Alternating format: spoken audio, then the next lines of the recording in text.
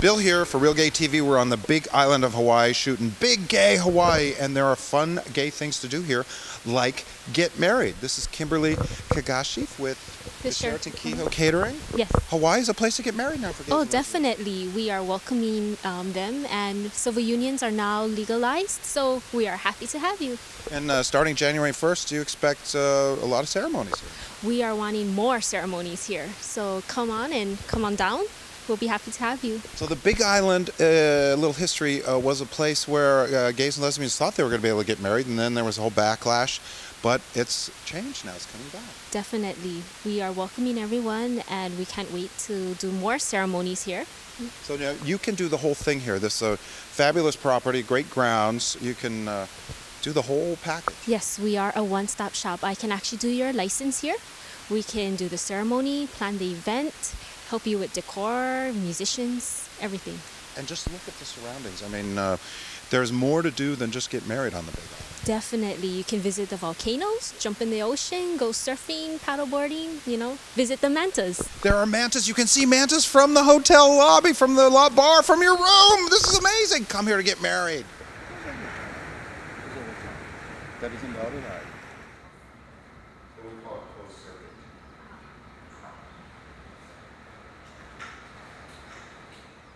Saffron finish.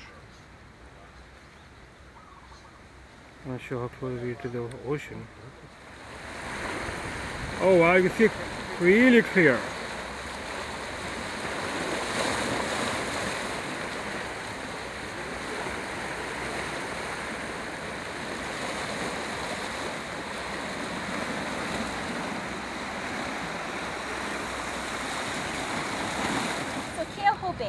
Kehoe Bay, most famous for the birth of our king, Kawikiauli. He was the second-born son of Kamehameha the Great. Kamehameha the Great was the king that united all 8 islands under his rule. This is his second-born son. He had 3 children. The first was Liho Liho, also referred to as Kamehameha II. He was born in Hilo. Kawikiauli, Kamehameha III, born here in Kehoe Bay. And then Nahi Ena Ena, their sister, also born here in Kehoe Bay. Their mother was Keopuolani. She was one of the highest ranking ali'i women of her time.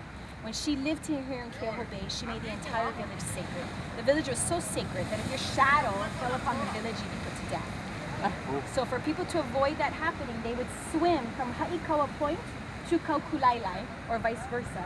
They'd swim here in the morning hours so their shadows would fall that way. And in the afternoon hours, they would hike behind the cliff, which is called Ahu Ula Cliff. It is on the, if you go to Kehoe Bay, it kind of hugs the bay. The cliff is right there along the bay. And they would hike behind the cliff to avoid their shadows falling into the village. And so that would be on the afternoon hours. So Kehoe actually once a very, very sacred ancient village at one time. Okay, and this is our salt pan.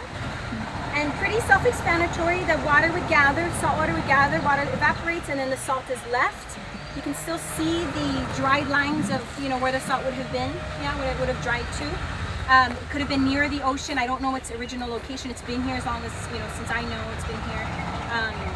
If it was far away from the water, easily just bring water here, carry it, and let it sit. But salt, very, very special. Probably in more ancient times, used as a preservative, as most all cultures. But for us, to this day, salt very, very spiritually connected. So, for example, when we want to do a cleansing, for ceremonial purposes, we will go to the ocean. Yeah, so salt and water. We'll go to the ocean to cleanse and dunk your whole body in the water. Have you guys heard of the menehune yet? You've heard of the menehune yet? No? So I guess in Irish culture, like leprechauns. That's the easiest. I don't know. I really don't know anything about leprechauns, but when I say that, people are like, oh, okay, yeah, I get it. So little people. So in our culture, we believe that the menehune are shorter, apparently, people.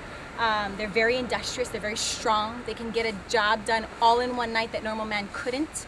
And they do it all in one night. The other proof that this is a menehune village are these trees. So these are our opiuma trees. And Auntie says that the opiuma trees, the shape of the tree is like a muscular body of a menehune. Very muscular. So we have this tree and that tree. Not all oak puma trees look like this. And we have plenty in Kyoto. And not all of them. I haven't found one other tree that looks like this yet. The other fun thing is that there was a gentleman who had gotten married here back in the 70s, and he and his bride were out here on the lava rocks taking a photo. And so the photographer was shooting this way, and there was a light shining this way. And you guys can stay here. I'll show you here what they got in their picture after they developed it.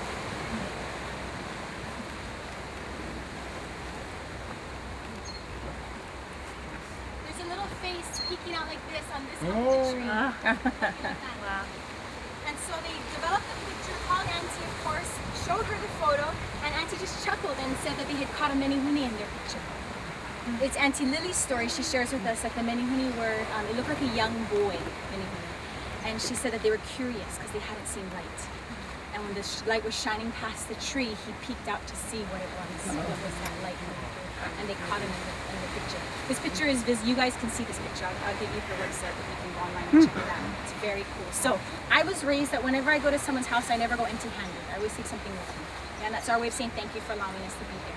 Same thought here, is I never come here and don't say thank you or give back something before I leave. And especially because I take this information and I share it with people. And so on behalf of all of us, I'm going to say thank you to Kokulai for allowing us to be here this morning. And then even more deeper than that, for allowing me to do what I do. And it really is.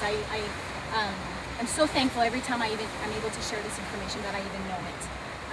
And I'm going to share the chant called the Oli Aloha. It was written by a lady named Pilahi Paki. Auntie Pilahi wrote this poem back in the early 50s.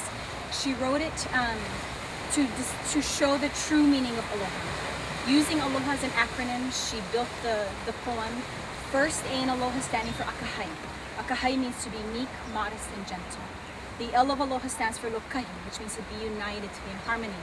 And you know, I was taught that before you can be in harmony outside here, you got to be in harmony inside first. So to be lokahi with you, to be good with who you are and what you are and what you do. When you're lokahi in here, then everything out here can be lokahi. Yeah?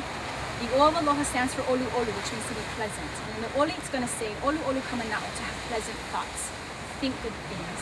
Not only will hopefully better things come out of here if it starts up here, right? So hopefully it'll come out better out here. It gets mixed up along the way sometimes. But if we think good things, better things should happen around us. Yeah? So olu olu kamanao, to have pleasant thoughts.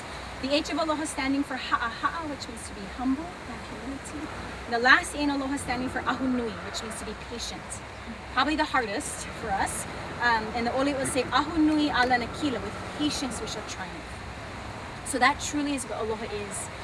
Although we use it as a greeting today, it doesn't really mean hello and goodbye, but it is a beautiful greeting, I will agree with that.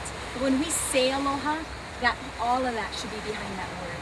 Yeah, aloha is a way of life. It's a way of believing, it's a way of thinking, it's a way of feeling, it's a way of sharing. It's all of that. And when you translate the word aloha in the dictionary, it translates over to love. That's the real, literal translation of the word aloha. So it makes sense. Unconditional love truly are all those things. So that's my gift to you guys. And I ask that you take it wherever you go and share it, because aloha, I think, is so special. That's what makes us special, I know, here. But now you know what it really means.